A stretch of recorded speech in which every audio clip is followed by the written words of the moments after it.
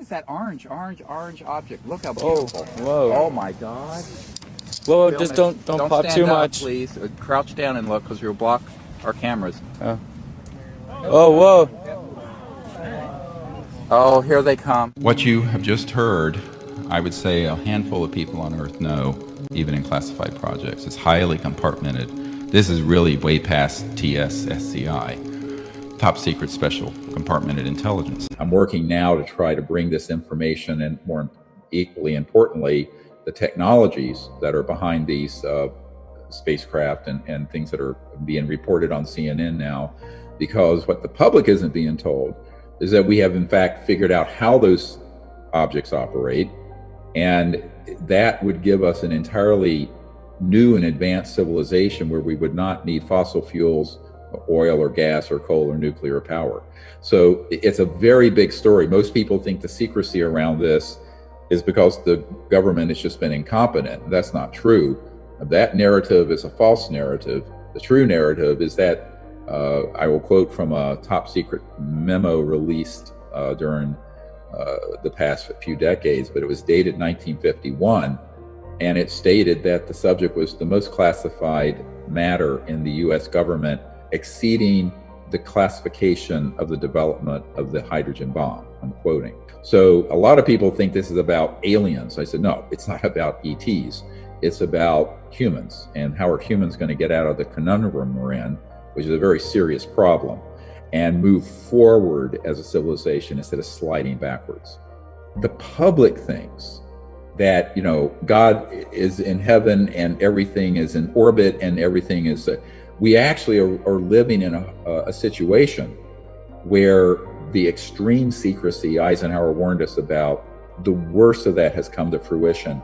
And frankly, no one is reporting that, certainly not the mainstream news media. This is not just the United States, by the way. The same situation exists in Great Britain, Australia. I've met with ministers of defense in most of the Five Eyes countries, which are, of course, you know, New Zealand, Australia, Canada, Great Britain, US. I think this is the part of the story that people have a hard time, in a sense, getting their minds around, because we all grew up with our history lessons and our civics lessons, and the president is the commander-in-chief and blah, blah, blah.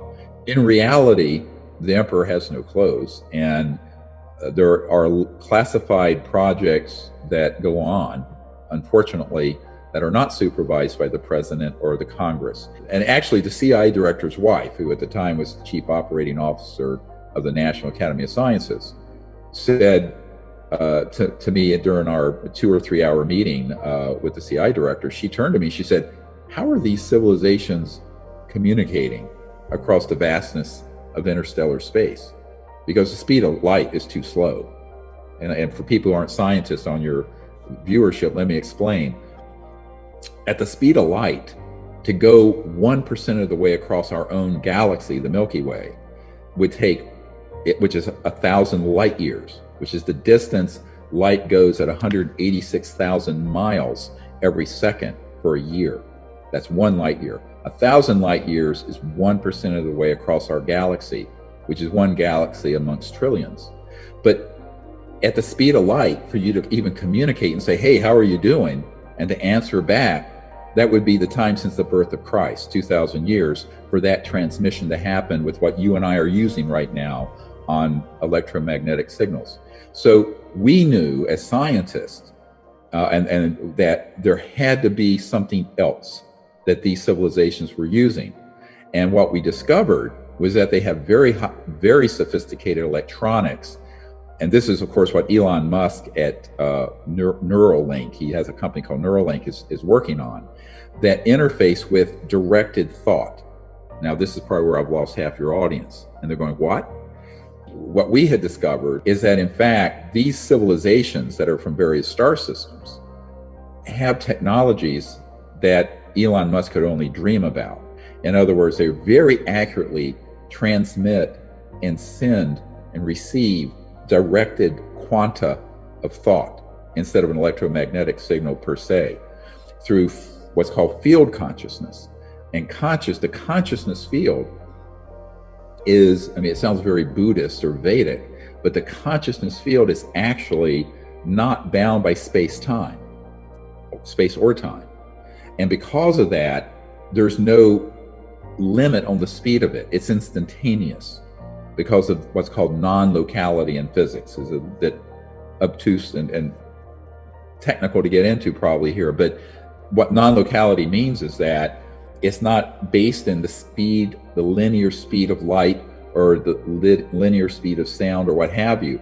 It's instantaneous because of the nature of conscious field, the field of consciousness. This is, to me, the most interesting stuff, because this whole science of consciousness is actually the big science for the next 1,000 years, but we have to catch up to the last 70 to 100 years of energy and propulsion technologies that have been hidden away so we don't destroy the biosphere.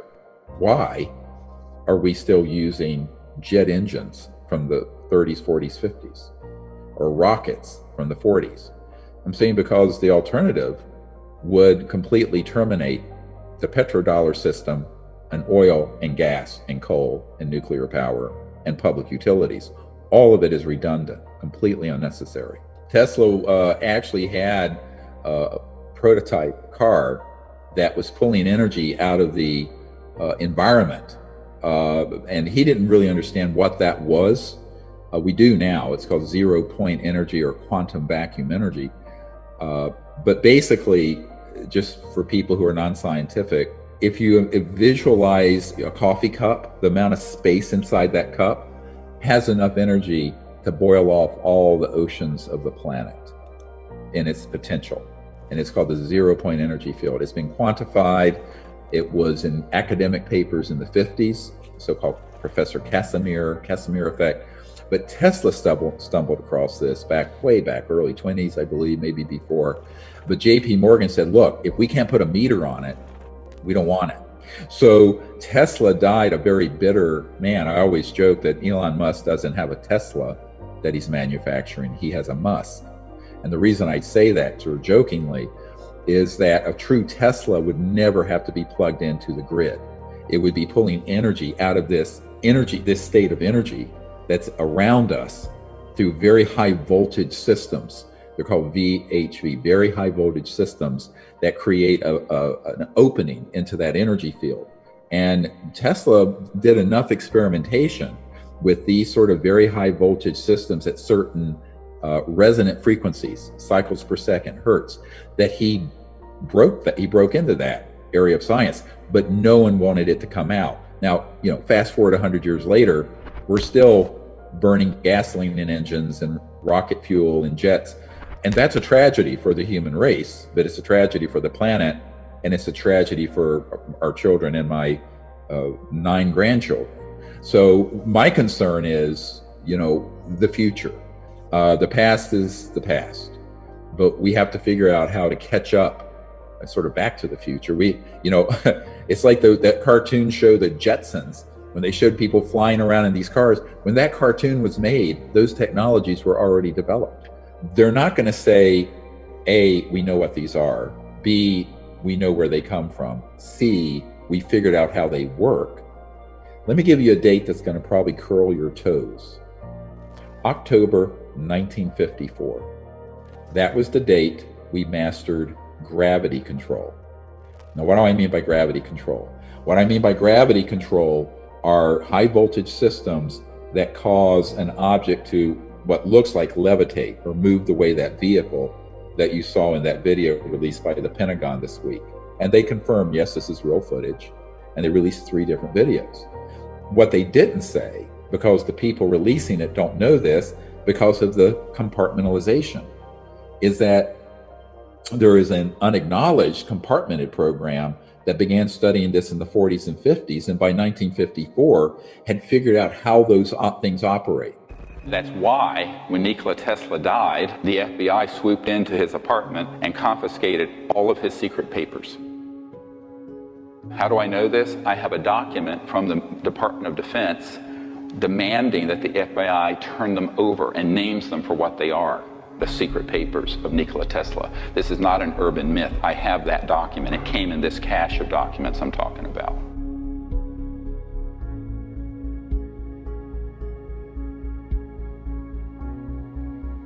You're conscious and awake. You go to sleep at night. You awaken in a lucid dream where you're flying. And that dream ends up being precognitive. You see something that happens the next day or the next week or the next year. This is a lucid precognitive dream. How many people have had one at some point in their life? Most humans have, although most scientists won't admit to it because they don't want to be discredited. Just like the Aboriginals had dream time as a routine way that they communicated at night in Australia. You know that story.